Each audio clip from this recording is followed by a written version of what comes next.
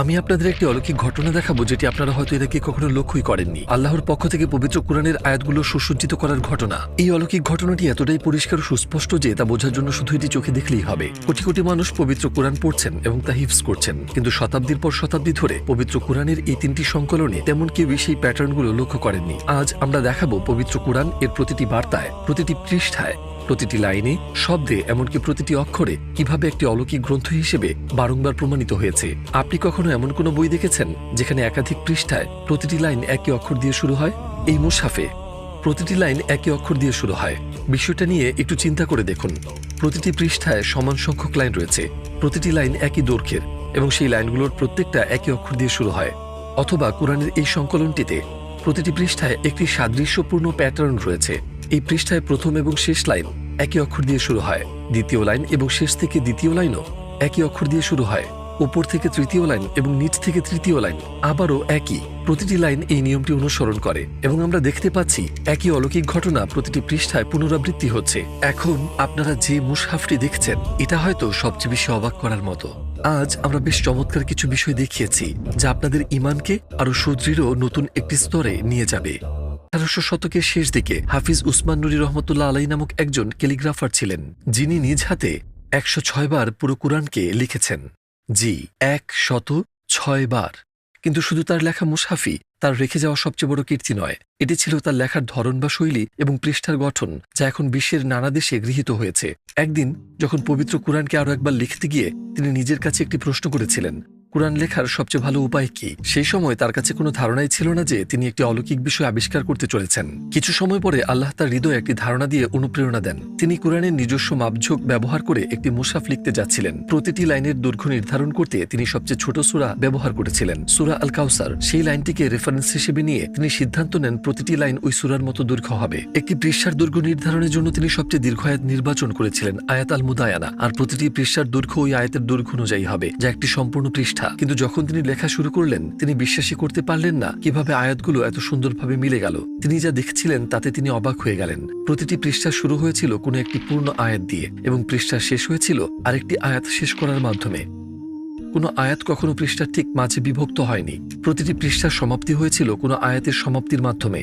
আর পুরো কুরআন এইভাবে চলতে থাকে, 600 পৃষ্ঠা। এটা কি অদ্ভুত না যে আল্লাহ তাআলা নিজেই পবিত্র কুরআনে সঠিকভাবে লেখার উপায় কুরআনের মধ্যেই রেখে দিয়েছেন? যারাই এই বিষয়টি দেখেছেন তারাই অবাক হয়েছেন এবং অতি অল্প সময়ের মধ্যেই এই লেখার ধরন ইসলামিক বিশ্বের মধ্যে ছড়িয়ে পড়ে। একটা বিষয় কল্পনা করুন, ধরুন এই পর্যন্ত লেখা প্রতিটি বই যদি আমরা একত্রিত করি, সেগুলোকে একটি কম্পিউটারে আপলোড করি, তারপর আমরা এআই কে প্রতিটি বই নতুন করে লিখতে বলি, কিন্তু সবচেয়ে ছোট অনুচ্ছেদটি একটি লাইনের জন্য মানদণ্ড হিসেবে ব্যবহার করি এবং সবচেয়ে দীর্ঘ অনুচ্ছেদটি একটি পৃষ্ঠার আকার হিসেবে ব্যবহার করি। আপনার কি মনে হয় এই বইগুলোর মধ্যে একটি বইও পবিত্র কুরআনের প্রতিটি পৃষ্ঠার সঙ্গে মিলে যেতে পারে? আমার সত্যি এটা মনে হয় না। এটি আবারও প্রমাণিত করে পবিত্র কুরআন আল্লাহ তাআলার বাণী, কারণ পবিত্র কুরআনের কাঠামো এতটাই সূক্ষ্ম এটা মানুষের পক্ষে স্বইচ্ছায় ডিজাইন করা অসম্ভব। এছাড়াও নবী মুহাম্মদ সাল্লাল্লাহু আলাইহি ওয়াসাল্লাম নিরক্ষর ছিলেন, তিনি পড়তে বা লিখতে পারতেন না।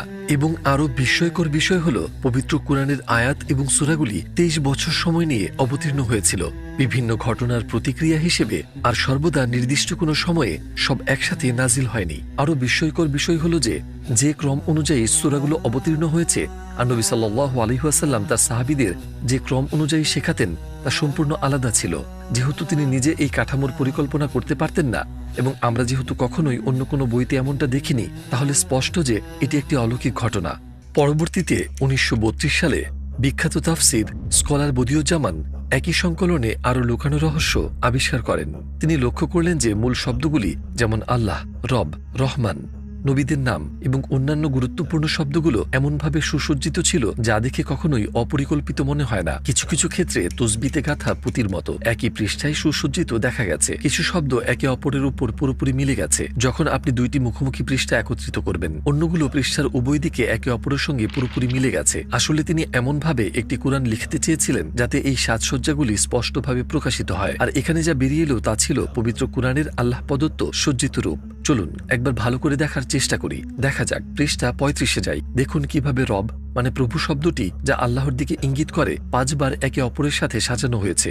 এখন চলুন পৃষ্ঠা 62 এবং 63-তে যাই। দেখুন পৃষ্ঠা 62-এ আল্লাহ শব্দটি 9 বার কিভাবে বিন্যাস হয়েছে। কি চমৎকার একটি প্যাটার্ন। এর বিপরীত পৃষ্ঠায় আবার একই ঘটনা ঘটছে। 9টি একটার নিচে আরেকটা সাজানো। পরপর পৃষ্ঠা উল্টাতে থাকলে দেখবেন সম্পূর্ণ কোরআন জুড়েই কেবল এই ভার্টিক্যাল অ্যালাইনমেন্ট, এই ঐশ্বরিক বিন্যাস আমরা আরও দেখতে পাব। 259 পৃষ্ঠায় যাওয়া যাক। দেখুন এখানে রব শব্দটি কিভাবে এসেছে। একই পৃষ্ঠায় একটার উপর আরেকটা, এভাবে মোট 9 বার। 82 এবং 83 পৃষ্ঠায় খুবই অবাক করা একটা বিষয় আছে। দেখুন কিভাবে আল্লাহ শব্দটি দুইটি পরস্পর মুখোমুখি পৃষ্ঠায় 4 বার এসেছে এবং কত নিখুঁতভাবে তা খাপে খাপে মানিয়ে গেছে। কি অসাধারণ, তাই না? সম্পূর্ণ ব্যতিক্রমী আল্লাহ তাআলার পক্ষ থেকে সুসজ্জিত পবিত্র কোরআনের একই পাতায় দ্বিতীয় পৃষ্ঠায়ও তাই দেখা যায়। 33 এবং 34 পৃষ্ঠার সম্পূর্ণ পাতায় দেখা যাক। আবার যেই পাতায় 289 আর 290 পৃষ্ঠা আছে, সেখানে কোরআন শব্দটি একই পাতার 2 অংশে নিখুঁতভাবে খাপে খাপে মিলে যায়। এরকম আরো অনেক উদাহরণ রয়েছে, যার মধ্যে আমি খুব সামান্যই দেখিয়েছি। এবার আপনি খুবই অনাকাঙ্ক্ষিত একটা বিষয় দেখতে যাচ্ছেন। পৃষ্ঠা 422। এখন আপনাদের সেই পৃষ্ঠায় নিয়ে যাই যেখানে আল্লাহ নামটি সবচেয়ে বেশিবার উল্লেখ করা হয়েছে। এই পৃষ্ঠায় আল্লাহ শব্দটি নিখুঁতভাবে বিন্যাসের মাধ্যমে 15 বার এসেছে। পুরো কোরআনের 604 পৃষ্ঠার মধ্যে আল্লাহ শব্দটি এখানেই সবচেয়ে বেশি আছে। আর আপনি কি জানেন কোন আয়াতটি এই পৃষ্ঠার নিচের দিক থেকে তৃতীয় লাইনে শুরু হয়েছে? ইয়া আইয়ুহাল্লাযীনা আমানু যিকুরুল্লাহা যিকরান কাসীরা। হে মুমিনগণ, তোমরা আল্লাহকে অধিক পরিমাণে স্মরণ করো। আল্লাহ তাআলা আমাদেরকে অধিক পরিমাণে তাকে স্মরণ করতে বলেছেন এবং এর সাথে তিনি তার নামও এই পৃষ্ঠায় সর্বাধিক উল্লেখ করেছেন, যা ঐশ্বরিক বিন্যাস সম্পর্কে কোরআনের আরেকটি অলৌকিকতা প্রদর্শন করে। বদিউজ্জামান, যিনি কোরআনের এই অলৌকিকতা আবিষ্কার করেছিলেন, তার মতে আল্লাহ শব্দটি কোরআনে 2806 বার এসেছে, আর সবখানেই এইরকম ঐশ্বরিক বিন্যাস দেখা যায়। এছাড়াও রব শব্দটি 846 বার এসেছে, রহিম নামটি 220 বার, রহমান নামটি 156 বার, এবং এর অনেকগুলোই আমরা আল্লাহ প্রদত্ত সুসজ্জিত করার বিষয়টি স্পষ্ট দেখতে পাই। আরেক সেট শব্দ এভাবে সাজানো লক্ষ্য করা যায়, সেগুলো হচ্ছে নবীদের নাম। উদাহরণস্বরূপ 327 পৃষ্ঠায় আমরা সুলাইমান আলাইহিসসালাম এবং দাউদ আলাইহিসসালামের নাম দেখতে পাই। ওয়া সুলাইমান, সুলাইমান, ওয়া সুলাইমান। এছাড়াও আরবিতে ওয়া মানে কিন্তু এবং এছাড়াও দাউদ এবং দাউদ। যেমন আপনি দেখতে পাচ্ছেন নামগুলো একটার নিচে আরেকটা সাজানো আছে। 449 পৃষ্ঠায় আমরা নবীদের নাম দেখি ইসহাক আলাইহিসসালাম, মুসা আলাইহিসসালাম এবং হারুন আলাইহিসসালাম। আপনারা দেখতে পাচ্ছেন মুসা, মুসা, হারুন এবং হারুন, ইসহাক এবং ইসহাক। দেখুন সবার কথাই এখানে 2 বার দেওয়া আছে এবং সবার নামই এখানে লম্বালম্বিভাবে সাজানো আছে। 19 নম্বর পৃষ্ঠায় ইব্রাহিম আলাইহিসসালামের নাম পরপর 3 বার একের উপর এক নিখুঁতভাবে সাজানো অবস্থায় এসেছে। যেমন দেখতে পাচ্ছেন ইব্রাহিম, ইব্রাহিম এবং আবারও ইব্রাহিম। 235 পৃষ্ঠায় ইউসুফ আলাইহিসসালামের নাম 4 বার এসেছে এবং আবারও একইভাবে একটার নিচে আরেকটা। দেখুন 4 বারই নিখুঁতভাবে সাজানো রয়েছে, ইউসুফ, ইউসুফ, ইউসুফ এবং আবার ইউসুফ। এখন যদি আমি আপনাকে ইউসুফ আলাইহিসসালামের সবচেয়ে পরিচিত গুণের কথা জিজ্ঞাসা করি, এক কথায় আপনি কি বলবেন? তার সৌন্দর্য, তাই না? যেই গুণের কথা আমরা সবচেয়ে বেশি উল্লেখ করি। 235 পৃষ্ঠায় যাওয়া যাক। এখানে 6 নম্বর লাইনে ইউসুফ শব্দটি এসেছে। এখন পৃষ্ঠা উল্টিয়ে দেখি আগের পৃষ্ঠার কোন শব্দটার সাথে এই শব্দটা একই জায়গায় মিলেছে। দেখতে পাচ্ছেন জামিল, যার অর্থ সুন্দর, অদ্ভুত, তাই না? আমরা এখানে এমন একটা বইয়ের কথা বলছি যেটা কিনা বিভিন্ন প্রেক্ষাপটে 23 বছর ধরে অবতীর্ণ হয়েছে। মাঝে মাঝে কোনো পরিস্থিতির অথবা কোনো প্রশ্নের সরাসরি উত্তর হিসেবেও কোনো আয়াত নাজিল হয়েছিল। তাই কেউ যদি দাবি করে কুরআন নবী সাল্লাল্লাহু আলাইহি ওয়াসাল্লাম লিখেছেন, নাউজুবিল্লাহ, তবে তার তো এইভাবে সাজানোর সময় পাবার কথা না। আমি কি বলতে চাচ্ছি তা আপনি তার জীবনী পড়লেই বুঝতে পারবেন। কখনো কখনো কোনো আয়াত নাজিল হয়েছিল মানুষদের উত্তর দেওয়ার জন্য বা কোনো ঘটনার প্রেক্ষিতে নাজিল হয়েছিল। একবার ভাবুন তো, যদি তিনি এই কথাটি না বলতেন বা একইভাবেই যদি না বলতেন, তাহলে কোরআনের সম্পূর্ণ গঠনশৈলী নষ্ট হয়ে যেত। একজন মানুষ কি বলবে তা নিয়ন্ত্রণ করতে পারলেও কিন্তু অন্য কেউ কি বলবে তা তার নিয়ন্ত্রণের বাইরে, এবং অবশ্যই তার সাথে কি কি ঘটবে সম্পূর্ণই তার নিয়ন্ত্রণের বাইরে। এর একমাত্র সম্ভাব্য ব্যাখ্যাই হচ্ছে এটা। এগুলো হলো আল্লাহর বাণী, যার কাছে অতীত, বর্তমান এবং ভবিষ্যৎ সবকিছুরই জ্ঞান আছে। পূর্বের উদাহরণের দিকে যাই, ইউসুফ এবং জামিল, যার মানে সুন্দর। তাহলে কোরআনে আমরা যতদূর জানতে পেরেছি আল্লাহ প্রদত্ত সুসজ্জিত করার সাথে সাথে এই বিশেষ ধরনের অলঙ্করণও আছে। চলুন এর থেকে আলাদা এক প্রকারের বিন্যাসের সাথে পরিচয় করে দিই যা আপনাকে বিস্মিত করবে। আপনি কি আল কাহাফের অধিবাসীদের বিখ্যাত কুকুর সম্পর্কে শুনেছেন? কুকুরটার নাম ছিল কিতমির। এবার 294 পৃষ্ঠায় চলে যাই, যেখানে তাদের ব্যাপারে উল্লেখ করা হয়েছে।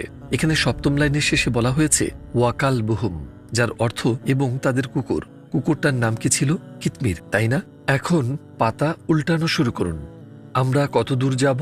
1 পৃষ্ঠা, 2, 10, 20, ঠিক 141 পৃষ্ঠা পর, এবং 7ম লাইনের শুরুতে আমরা কি পেলাম? কিতমির। এখানে একটা শব্দ 7ম লাইনের শেষে এবং আরেকটা বসেছে শুরুতে। কিন্তু আপনি যদি কোরআন বন্ধ করে দেখেন তাহলে দেখবেন এই দুটি শব্দ 100 পৃষ্ঠারও আগে পরে থাকার পরেও সম্পূর্ণভাবে একে অপরের অভিমুখী। একবার ভাবুন তো, যদি সেই 140 পৃষ্ঠায় বর্ণনা করা ঘটনাগুলো ভিন্নভাবে ঘটত, অথবা ঘটনাগুলো ভিন্নভাবে বলা হতো, যদি বাক্য গঠন ভিন্ন হতো, যদি সেই অংশগুলো বাদ দেওয়া হতো বা অন্য কিছু বর্ণনা করা হতো, তাহলে এই অ্যালাইনটা পুরোপুরি নষ্ট হয়ে যেত।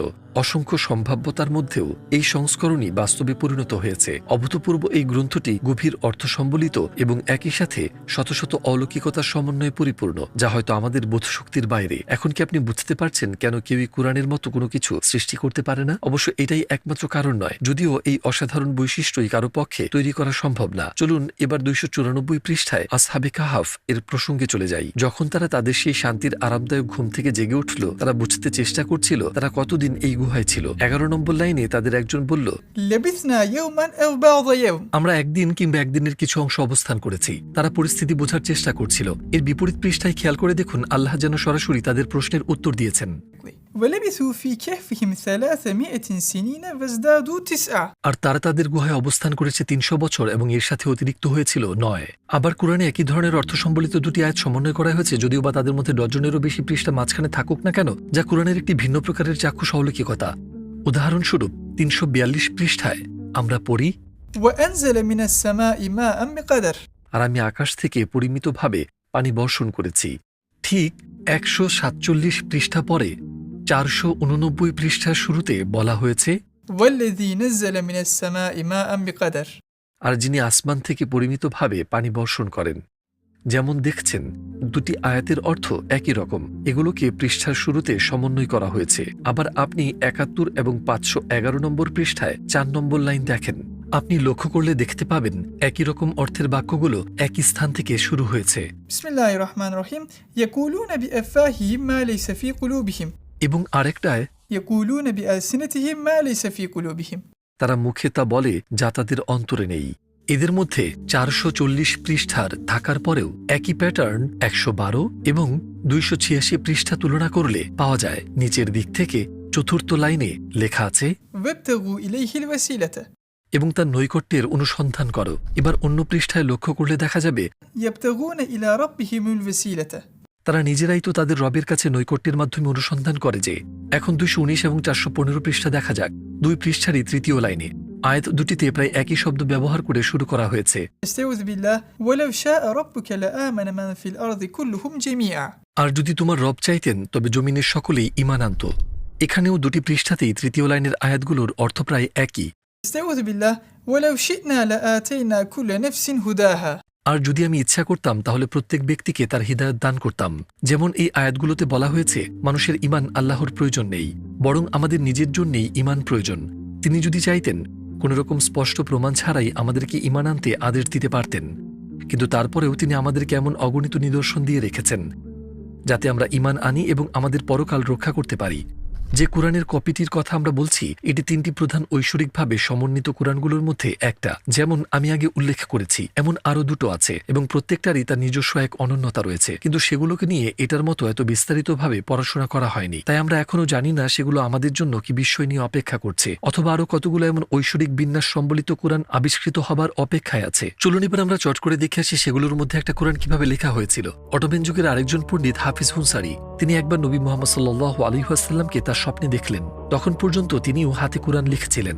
স্বপ্নে নবী মুহাম্মদ সাল্লাল্লাহু আলাইহি ওয়াসাল্লামকে তিনি তার কাজের কথা বললেন এবং একটা আধ্যাত্মিক উপহার চাইলেন। নবী করিম সাল্লাল্লাহু আলাইহি ওয়াসাল্লাম তার এই অনুরোধ রাখলেন এবং তাকে দেখালেন কোরআন লেখার ভিন্ন একটি উপায়। তার এই নির্দেশাবলী অনুসরণ করে তিনি প্রত্যেক পৃষ্ঠা 11 লাইন করে লিখলেন।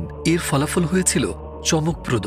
এই কোরআনের প্রত্যেক পৃষ্ঠার লাইনের প্রথম অক্ষরগুলো একটা নিখুঁত প্যাটার্ন অনুসরণ করে। উদাহরণস্বরূপ প্রথম লাইনটা যদি ফা হরফ দিয়ে শুরু হয়, তাহলে শেষের লাইনও ফা হরফ দিয়ে শুরু হবে।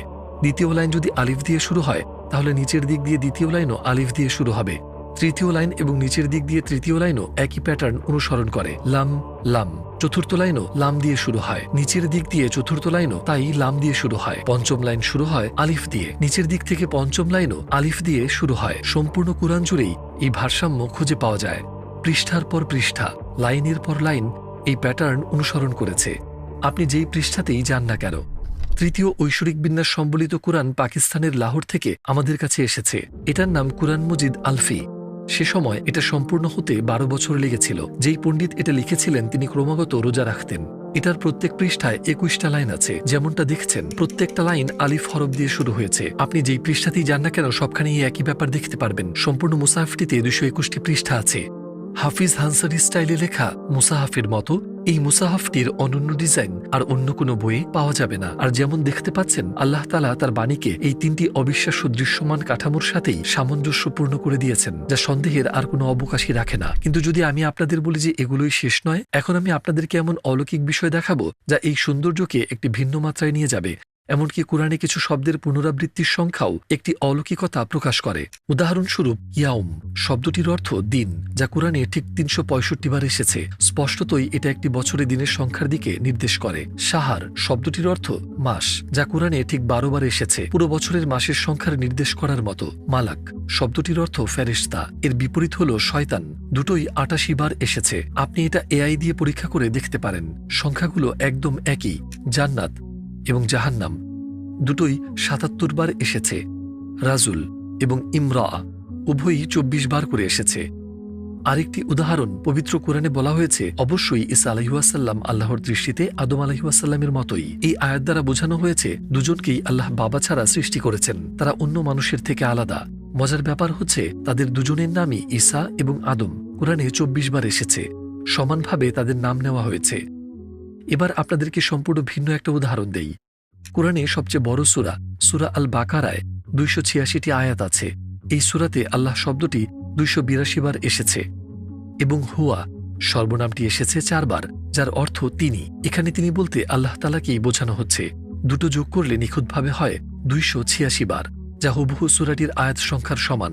অথবা সূরা আল নিসার কথা যদি ধরি, আল মায়েদা এবং সূরা আন-নাম এই 3টি সূরার মোট আয়াত সংখ্যা 464। বলুন তো কি ঘটল? আল্লাহর নাম এই 3টি সূরায় ঠিক 464 বার এসেছে। এবার এর থেকেও বিস্ময়কর প্যাটার্নের ব্যাপারে বলি। প্রথম 5টা সূরা, সূরা বাকারা থেকে শুরু করে আল ইমরান, আন নিসা, আল মাইদা এবং আন আম 2 থেকে 6 নম্বর অধ্যায়, এই গ্রুপে আল্লাহ নামটি যতবার এসেছে তা ঠিক পরবর্তী 5টি সূরার মোট সংখ্যার দ্বিগুণ। আল আরাফ, আল আনফাল, আত তাওবা, ইউনুস এবং হুদ, এবং আবারও এরকম চলতেই থাকে। দ্বিতীয় গ্রুপটিও ঠিক পরবর্তী 5টির দ্বিগুণ। ইউসুফ, রাদ, ইব্রাহিম, আল হিজর এবং আল নাহল এই সূরাগুলো বিভিন্ন প্রেক্ষাপটে বিভিন্ন উদ্দেশ্যে অবতীর্ণ হয়েছে। তবুও অলৌকিকভাবে কোরআনে আমরা এই প্যাটার্নটি দেখতে পাই। আর এগুলো তো শুধু আমরা যতটুকু জানতে পেরেছি সেটুকুই, কে জানে আরও কতগুলো আয়াতে একই ধরনের প্যাটার্ন আছে। সবশেষে আমাদের এই বিষয়টা মাথায় রাখতে হবে, একজন মানুষের পক্ষে এত কিছু একসাথে সুসজ্জিত করা এক কথায় অসম্ভব। এমনকি নবী মুহাম্মদ সাল্লাল্লাহু আলাইহি ওয়াসাল্লাম নিজেও কখনো এই বিষয়টিকে প্রমাণ হিসেবে ব্যবহার করেননি। যদি তিনি এভাবে কোরআন সাজাতেন তাহলে তিনি নিশ্চয়ই এই ব্যাপারে উল্লেখ করতেন। মূলত এগুলো বহু শতাব্দী পরে আবিষ্কৃত হয়েছে। এছাড়াও কোরআনের বিষয়বস্তু অন্য যে কোনো বইয়ের মতো না। কোরআন আমাদের ঈমানি শিক্ষা দেয়, নবীদের কাহিনী বর্ণনা করে, এটি প্রজ্ঞায় পরিপূর্ণ। আমাদের জীবনে ঘটে যাওয়া ঘটনাগুলোকে কিভাবে গভীর দৃষ্টিভঙ্গি নিয়ে দেখতে হয় তা শেখায়। এবং এই পবিত্র কোরআন পরকাল, জান্নাত ও জাহান্নাম, পুরস্কার এবং শাস্তি সম্পর্কে আমাদের অবহিত করে। কখনো কখনো এটা ইতিহাসের গভীরেও প্রবেশ করে। কখনো কখনো এই বইটি ভবিষ্যতে আসন্ন ঘটনাগুলোর ব্যাপারে ভবিষ্যৎবাণী করে। এটি দার্শনিক সমস্যা সমাধান করে যা কোনো চিন্তাবিদ কখনো সমাধান করতে পারেনি। এটি আদর্শ অভিভাবক কিভাবে হতে হয় তা শেখায়। ব্যবসার জন্য গুরুত্বপূর্ণ নীতিমালা সম্পর্কে অবহিত করে। এটি চিকিৎসা ক্ষেত্রেও অসামান্য অন্তর্দৃষ্টি প্রদান করে। এই কোরআন ভাষা ও সাহিত্যের ক্ষেত্রে অভূতপূর্ব নিদর্শন দেখিয়েছে। এটি আইনের ক্ষেত্রে শক্তিশালী পরামর্শ দেয়, বিজ্ঞান সম্পর্কিত বিষয়গুলো তুলে ধরে। এটি শিক্ষাক্ষেত্রে এবং সমাজবিজ্ঞানেও আমাদেরকে মূল্যবান বিষয়ে শিক্ষা দেয়। আর এটা তো পুরো তালিকাও নয়। একজন মানুষ বড়জোর 1টা বা 2টা ক্ষেত্রে বিশেষজ্ঞ হতে পারে, কিন্তু কোরআন একটি অলৌকিক সাদৃশ্যপূর্ণ কাঠামোর মাধ্যমে সকল জ্ঞান ধারণ করে এবং তার বাণী মানুষের কাছে পৌঁছে দেয়। এর লাইনের মধ্যে গণিতবিদ্যা আছে, এর আয়াত প্রজ্ঞায় পরিপূর্ণ, এর বাকশৈলীতে শিল্প আছে, এর আয়াতসমূহ জ্ঞানমণ্ডিত এবং এর বাণীতে রয়েছে চিরন্তনতা। পবিত্র কোরআন একটি ঐশ্বরিক গ্রন্থ যা জীবনের প্রতিটি ক্ষেত্রে নির্দেশনা দিতে আসমান থেকে অবতীর্ণ হয়েছে। তো এমন একটি প্রজন্মের জন্য এটা পরিষ্কারভাবে একটা অলৌকিক দৃষ্টান্ত নয় কি, যারা বলে আমি আমার চোখে না দেখলে কিছুই বিশ্বাস করি না।